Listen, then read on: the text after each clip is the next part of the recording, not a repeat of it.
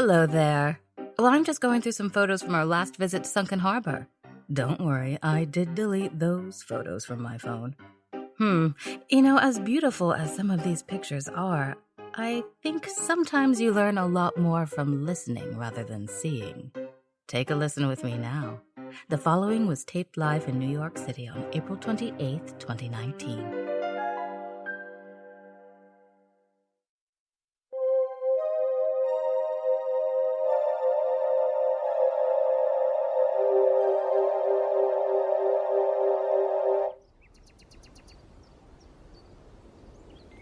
So you've come to make your call now, eh, Rabbi? You told me that you would call me on that Sunday after Shabbos. That was weeks ago. Well, I was feeling a bit disappointed in you, Mr. Sheldon. Disappointed? In me? You let Simon Perdido escape. I let him? Ha! So I shouldn't have saved the life of that little girl instead. Would you rather I not have done that? Of course, I'm glad that you did that. But I'm still very disappointed we didn't take care of Simon when the opportunity presented itself. I could have found the mark of the olive, wiped it away, and that would have been the end of Simon. But no, you couldn't hold him for a few more seconds. I can't win. I simply can't win. And that's why you pushed me away? Mr. Sheldon, I wish you could be a little more understanding of my situation. You mean your reputation in this community? It's in much better condition than mine is, after all. I have a large congregation to run. Many people need to be able to rely on me. Do you have any concept of what that's like? Oh, believe me, I do understand. Which is why I've not bothered you. Which is why I've been working on the problem alone. What are you working on, Mr. Sheldon? I've devised a plan without your assistance, Rabbi. Thank you. Do you even know what's going on, Mr. Sheldon? You do realize, Rabbi Rachel, that you can call me Jay. I've done some sleuthing on my own, Mr. Sheldon, but I have no one to really confide in. I could say the same thing. What did you discover? What have you uncovered? You first. No, you tell me. You're the one who's come to call on me. Say what you have to say, then. I've tried tailing Simon Perdido. Ah, well, good for you. I was able to follow him to a few places before he caught on. Why didn't you just try to grab him on your own and wipe the olive away? I couldn't do that, not on my own. Oh, you mean you couldn't deploy some of your deadly Krav Maga moves to subdue him? Very funny, Mr. Sheldon. That was a two-person job, and you know it. Yes, a two-person job. So what did you learn? I followed Simon to the Sunken Harbor jail. So did I. It's a wonder we missed each other. So you know. It appears he went to visit my friend and now accused murderer, Derek Hobney. Yes, I know. What else do you have? Derek Hobney has been... Freed from jail, yes. I'm aware of that as well. Anything else? Simon has set up a compound on the old Wenzel property where all that clay can be found. That is also old news to me. We went to the Wenzel property and encountered the clay for ourselves, but I also learned about the compound. Is that all, then? Okay, you know about the compound and the clay, but... Yes, I know all about the compound and the clay, which is precisely why I'm going to blow it all up. What did you just say? It has to be destroyed, so I'm going to blow the whole thing to smithereens. What? The reason no one has seen me at the stone's throw for a while is because I've been immersed in study. The study of explosives. I'm sorry. What? It's been quite a learning curve for me. Quite outside of my comfort zone, but I think I've been able to come up with just the device that Mr. Sheldon, you could get in a lot of trouble. Not if you can keep that bit of information to yourself, Rabbi. Oh, it's too risky. I wouldn't do that, Mr. Sheldon. I know it's risky, but I can't bear the thought of what he's going to do with that clay. There will be others, like him, like Simon, prowling around God knows where. Malevolent golems that will spread far beyond the city limits of Sunken Harbor. Do you get my meaning? I think you need to cool off, Mr. Sheldon. There has to be another way to solve this problem. I thought about it a great deal and came up with nothing better. It's the only way. There's still another problem to deal with. And what's that? I'm sure you already know about it. You seem to know it all. I won't know until you tell me. The strawberries. You know about them, too? All right. You've got me there. What about the strawberries? I think you need to cool off and rethink some things. You won't change my mind, Rabbi. What about those strawberries? Come down to the Stone's Throw at 7 p.m. and I'll tell you all about it over a calming adult beverage. Okay? Well, all right then. And Mr. Sheldon, Yes? please don't blow anything up in the meantime. Well, See you later, Mr. Sheldon.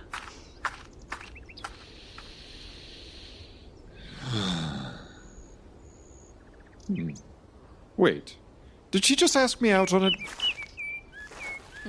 So that lady is a rabbi, eh? Oh, hi, Sissy. Yes, she's the rabbi at Temple Beth Shalom here in Sunken Harbor.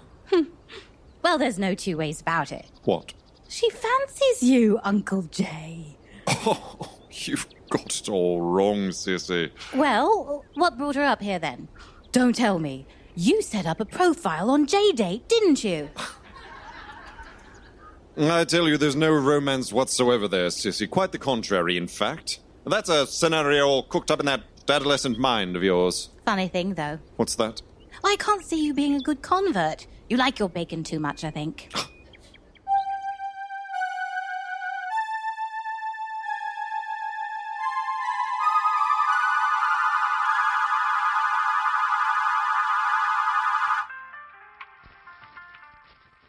You may not believe it, Derek, but I'm actually a big fan of recycling.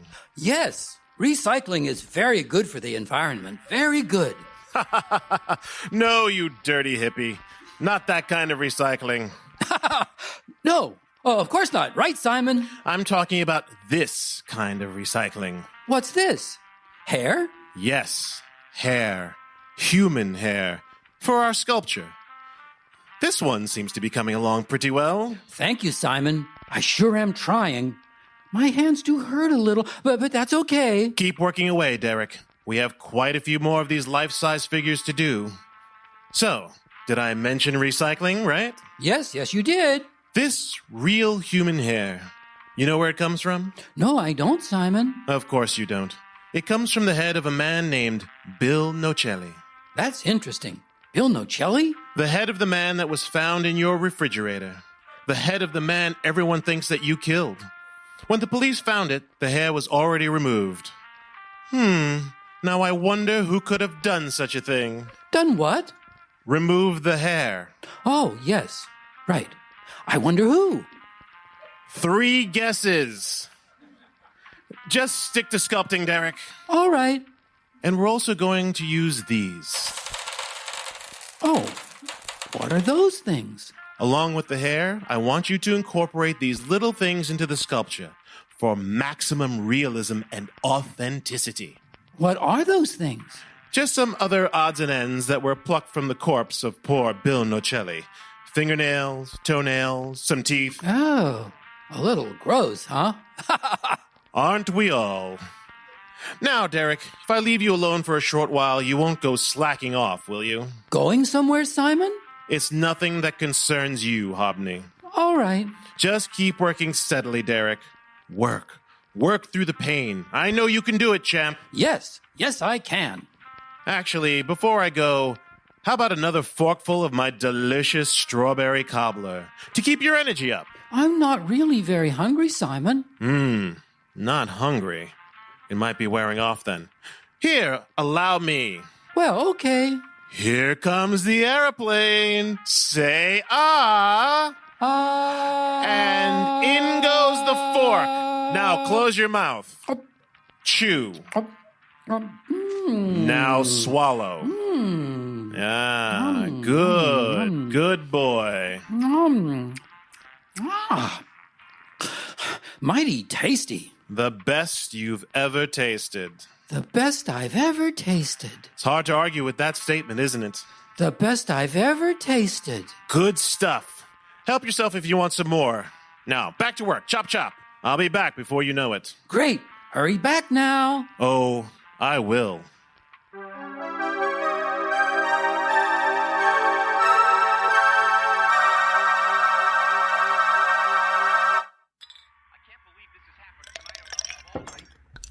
So you got some major mommy issues, don't you, Mia Belfair?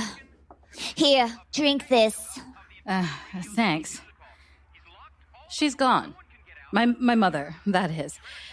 Been gone for years, but she still dominates every aspect of my life. Let me correct myself. I have no life. And it's all because of her, Annie. But your mom is dead. Long dead, ain't she? Oh, it doesn't feel like it sometimes. I'm not understanding you, Miss Maya. Oh, Annie, call me Diana. I don't feel like much of a leader now anyway. Now look, just because I never voted for you, or ever will, it doesn't mean I don't have a lot of respect for you. As a woman doing what you've done, My mother is the true pioneer. She was mayor decades before I... Hey, you just said something. What?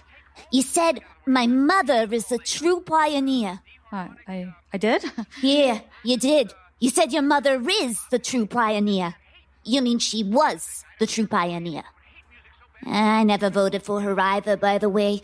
No offense. Annie, I know you're trying to help. You need to always use the past tense when you talk about your mother. Otherwise, that ghost will never stop haunting you. Annie? Yeah? Do you believe in ghosts? Spectres, spirits, phantasms, apparitions? Oh, you bet I do. I don't know if you know this, Diana, but there was this lingering rumor you would hear whispered around the stone's throw for years that your mother faked her death in the face of all those scandals she was caught up in, and that she was the one still running the show, not you. But of course, I always knew that was malarkey of the First Order.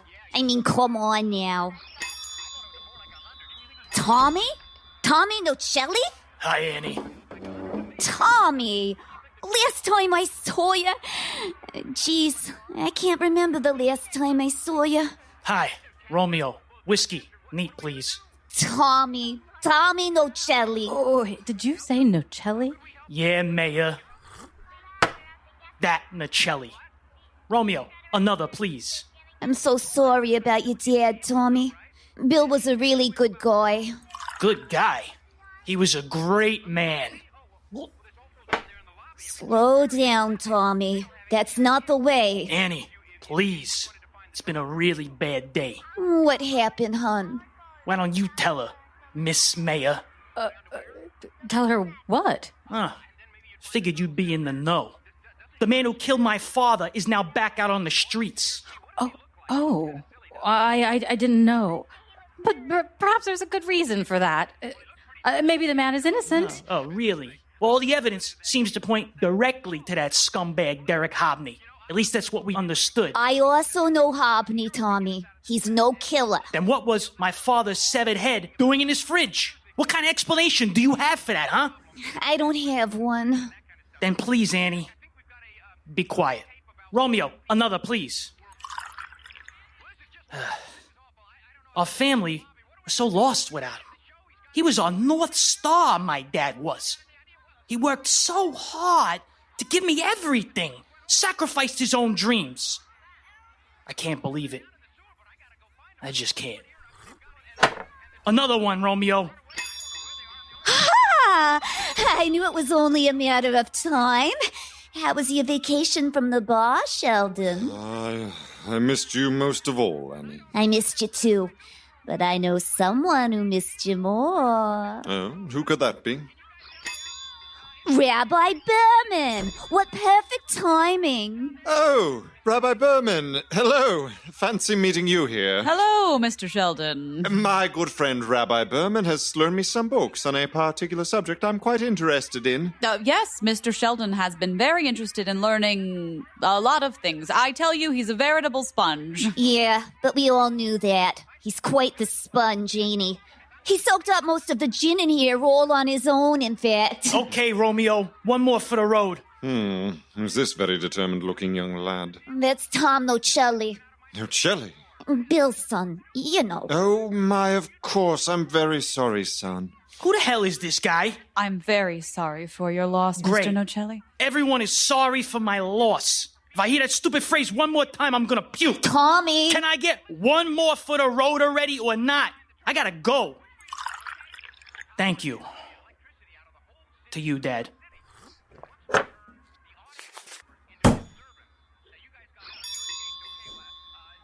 That poor kid. I get the feeling something bad is gonna happen. Derek Hobney. Oh, so he's free. Yes, Mayor Belfair, Derek Hobney is free. And so is Simon Perdido. Come, Mr. Sheldon, let's go sit at that table in the back there. Mayor Belfair, if I were you, I would put in a call to Sheriff Ulster. Come on, Mr. Sheldon, I don't have a whole lot of time. And why should I call Sheriff Ulster? Derek Hobney has been released. What more can we do? I'm not on about Hobney. You need to tell the sheriff to watch out for Bill Nocelli's son there. I don't know if anyone else noticed it, but I did. That boy is carrying a gun, and he's quite angry.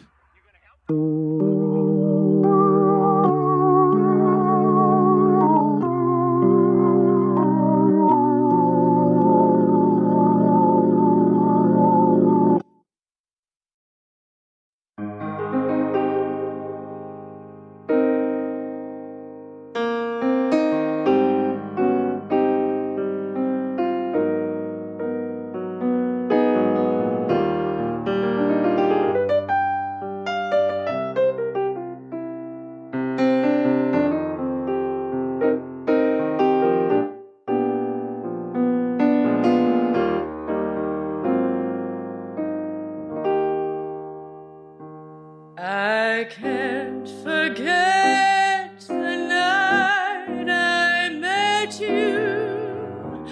That's all I'm thinking of. And now you call it madness, but I call it love. You made a promise to be faithful by all the stars above, and now you call it madness. I still call it love. My heart is beating, it keeps repeating for you constantly. You're all I'm needing, and so I'm pleading, please come back to me. You made a plaything out of romance. What do you know of love? That's why you call it madness, but I still call it love.